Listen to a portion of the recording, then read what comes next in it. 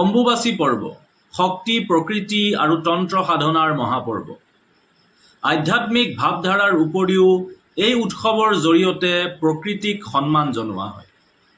সনাতন তথা ভাৰতীয় শাক্ত পৰম্পৰাৰ এক ৰহস্যময় আধ্যাত্মিক আৰু তান্ত্ৰিক উৎসৱেই হৈছে অম্বুবাচী। সমগ্ৰ পৃথিৱীৰ ভিতৰত এই উৎসৱ কেৱল আমাৰ অসমৰ গুৱাহাটীৰ নীলাচল পাহাৰস্থিত কামাখ্যা শক্তিপীঠতেই উদযাপন কৰা হয়। কাৰণ এই উৎসৱক স্ত্ৰী বা নাৰীৰ সৃজনাত্মক শক্তি আৰু মাতৃত্বৰ প্ৰতীক হিচাপে ধৰা হয়। আৰু যিহেতু মা সতীৰ পৰম পবিত্ৰ যোনিমণ্ডল এই নীলাচল পাহাৰতেই পৰিছিল আৰু এই পবিত্ৰ যোনিমণ্ডল সমস্ত ব্ৰহ্মাণ্ডৰ সৃষ্টিৰ প্ৰতীক হিচাপে এই কামাখ্যা ধামত এটা শিলাখণ্ডৰ ৰূপত বিদ্যমান হৈ আছে। সংস্কৃতত অম্বু মানে হৈছে জল বা পানী আৰু বাচী মানে হৈছে প্ৰবাহ, অৰ্থাৎ অম্বুবাচী মানে হৈছে জল বা পানীৰ প্ৰবাহ। এই অম্বুবাচী পৰ্ব প্ৰতি বছৰে 22 জুন তাৰিখৰ পৰা 3 দিনৰ বাবে কামাখ্যা ধামত পালন কৰা হয়। আৰু 3 দিনৰ বাবে কামাখ্যা মন্দিৰৰ মূল গৰ্ভগৃহৰ দুৱাৰ সম্পূৰ্ণৰূপে বন্ধ কৰি দিয়া হয়।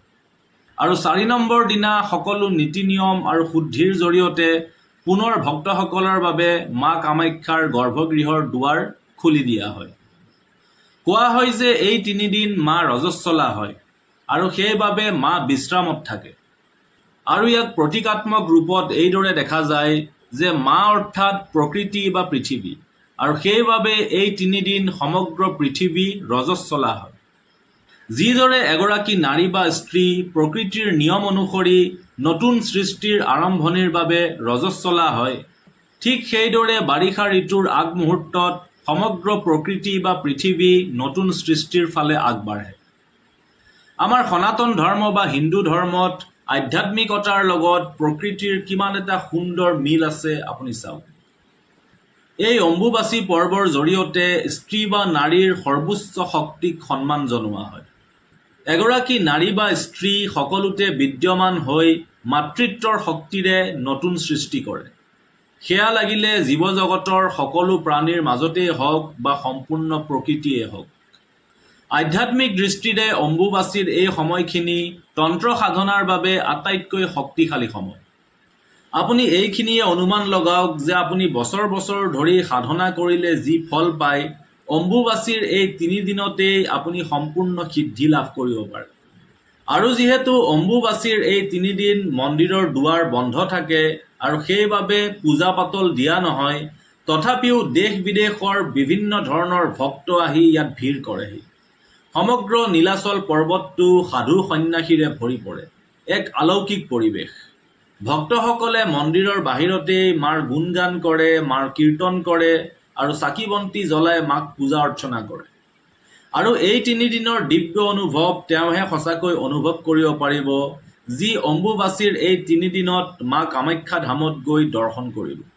অম্বুবাচীৰ এই 3 দিনত কামাখ্যা ধামত ইমানেই বেছি ভক্তৰ ভিৰ হয় যে ইয়াক উত্তৰ পূৰ্বাঞ্চলৰ মহাকুম্ভ বুলি কোৱা হয়। অম্বুবাচীৰ এই 3 দিনত তাহানিৰে পৰা চলি অহা কিছুমান নীতি নিয়ম আছে।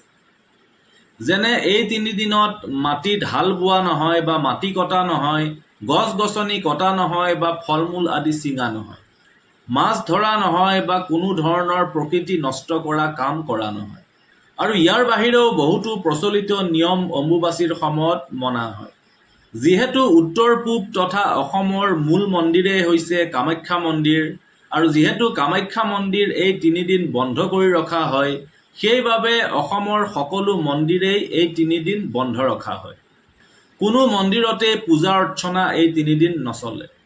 আৰু 4 নম্বৰ দিনা অৰ্থাৎ নিবৃত্তিৰ দিনা সকলো নীতি নিয়ম আৰু শুদ্ধিৰে যেতিয়া কামাখ্যা ধামৰ দুৱাৰ খোলা হয়, তেতিয়া বাকী সকলো মন্দিৰৰ দুৱাৰো খোলা হয়।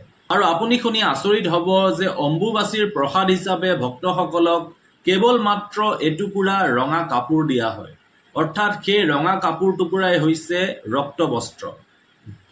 আৰু এই ৰক্তবস্ত্ৰৰ টুকুৰাটো পাবলৈ মানুহৰ হেতা ওপৰা লাগে। মানুহৰ বিশ্বাস যে এই ৰক্তবস্ত্ৰ টুকুৰা যদি তেওঁলোকৰ হাতত থাকে তেতিয়াহ'লে তেওঁলোকৰ উন্নতি হয় বা মা কামাখ্যাই তেওঁলোকক সকলো বিপদৰ পৰা ৰক্ষা কৰে। আৰু এই ৰক্তবস্ত্ৰৰ টুকুৰাটো বিভিন্ন তান্ত্ৰিক কামতো তান্ত্ৰিকসকলে ব্যৱহাৰ কৰে। অম্বুবাচীৰ এই 3 দিন অত্যাধিক শক্তিশালী দিন। এই 3 দিনত মাতৃশক্তিৰ জাগৰণ হয় আৰু মা কামাখ্যা জাগ্ৰত অৱস্থাত থাকে। আৰু সেইবাবে দেশ বিদেশৰ পৰা বিভিন্ন ধৰণৰ সৰু ডাঙৰ বা অত্যাধিক শক্তিশালী তান্ত্ৰিকসমূহ নিজৰ নিজৰ সিদ্ধি লাভ কৰিবলৈ আৰু শক্তি আহৰণ কৰিবলৈ মা কামাখ্যা ধামলৈ আহে। আপুনি এইদৰে ভাবি লওক যে এটা বিশাল ট্ৰান্সফৰ্মাৰৰ পৰা কাৰেণ্ট ওলাই থকাৰ দৰে এই 3 দিন কামাখ্যা ধামৰ পৰাও অহৰহ এটা পজিটিভ এনাৰ্জি ৰেডিয়েশ্যনৰ দৰে ওলাই থাকে। এক পজিটিভ ভাইব্ৰেশ্যন ওলাই থাকে আৰু যাৰ যিমান ক্ষমতা আছে সিমানেই তেওঁ শক্তি তাৰ পৰা অৰ্জন কৰি লৈ আহিব পাৰে। কোনোবা শক্তিশালী সাধক বা তান্ত্ৰিকে নিজৰ ক্ষমতাৰে তেওঁ অধিক শক্তি অৰ্জন কৰি আনিব পাৰে।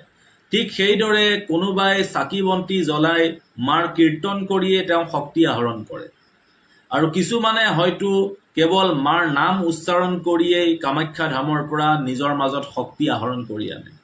মুঠতে এই 3 দিনত যাৰ যিমান ক্ষমতা আছে সিমানেই শক্তি তেওঁ কামাখ্যা ধামৰ পৰা নিজৰ মাজত লৈ আহিব পাৰে। যদি আপুনি এই 3 দিনত কেৱল মাত্ৰ নীলাচল পাহাৰত থিয় হৈও থাকে তেতিয়াও আপোনাৰ মাজত এক পজিটিভ শক্তিৰ সঞ্চাৰ হয়। অৰ্থাৎ সাধাৰণ মানুহতকৈ আপুনি অলপ হ'লেও বেছি শক্তি আহৰণ কৰি আনিব পাৰে। কিন্তু যদি আপুনি কামাখ্যা ধামলৈ বা নীলাচল পাহাৰলৈ যাব নোৱাৰে তেনেহ'লে আপুনি ঘৰতে বহি কেনেকৈ সেই শক্তি অনুভৱ কৰিব বা কেনেকৈ আপুনি ঘৰতে বহি মা কামাখ্যাৰ সাধনা কৰিব। ইয়াৰ বাবে আপুনি নিজৰ ক্ষমতা অনুযায়ী যি পাৰে তাকে কৰক। যদি আপুনি সন্ধিয়া সময়ত চাকি বন্তি জ্বলাই আসন পাতি বহি আপুনি মা কামাখ্যাৰ ধ্যান কৰে বা সাধনা কৰে, মন্ত্ৰ জাপ কৰে তেনেহ'লে আপুনি কৰিব পাৰে। নতুবা আপুনি সন্ধিয়া সময়ত আপুনি নিজৰ ৰুমত বহি অকলশৰে আপুনি মা কামাখ্যাৰ স্তুতি কৰক। আৰু ইমানখিনিও যদি আপুনি নোৱাৰে তেনেহ'লে আপুনি কেৱল মাত্ৰ মা কামাখ্যাৰ নাম লৈ থাকক। আপুনি যিমান পাৰে এই 3 দিন মা কামাখ্যাৰ নাম লৈ থাকিবলৈ চেষ্টা কৰক। ইমানেই আপোনাৰ কাৰণে যথেষ্ট। আচল কথা আপুনি মাৰ ওচৰত সন্তানৰ দৰে যিমান স্নেহ কৰিব, যিমান মৰম কৰিব সিমানেই মা আপোনাৰ কাষত থাকিব।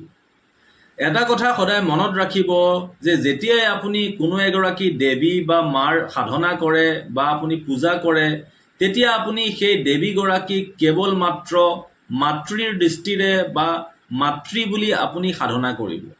কাৰণ আপুনি যদি দেৱী বুলি সাধনা কৰিবলৈ যায় তেনেহ'লে আপুনি কেতিয়াও পাৰ নাপাব। কাৰণ দেৱী শক্তিৰ উৰ্জা ইমানেই বেছি যে দেৱতাসকলেও দেৱী শক্তিৰ উৰ্জা কল্পনা কৰিব নোৱাৰে। যদি আপুনি এগৰাকী দেৱীক দেৱী হিচাপে আপুনি সাধনা কৰিবলৈ যায় বা পূজা কৰিবলৈ যায় হয়তো আপুনি লাখ লাখ বছৰ তপস্যা কৰিলেও আপুনি সিদ্ধি নাপাব। কাৰণ দেৱীৰ উৰ্জা অত্যাধিক বেছি। দেৱতাসকলেও দেৱীৰ উৰ্জা বুজি নাপায়। সেইবাবে যেতিয়া আপুনি কোনো এগৰাকী দেৱী বা মাৰ সাধনা কৰিব আপুনি কেৱল মাতৃভাৱেৰে সাধনা কৰিব। আৰু মাতৃত্বৰ মৰমত বা মাতৃত্বৰ স্নেহত সন্তানৰ ওচৰলৈ মা নিজেই দৌৰি আহে। গতিকে মাৰ ওচৰত সদায় নিজকে এটা সন্তানৰ দৰে ব্যৱহাৰ কৰক। মাক সদায় মাতৃত্বৰ ভাৱেৰে সম্বোধন কৰক। জয় মা কামাখ্যা।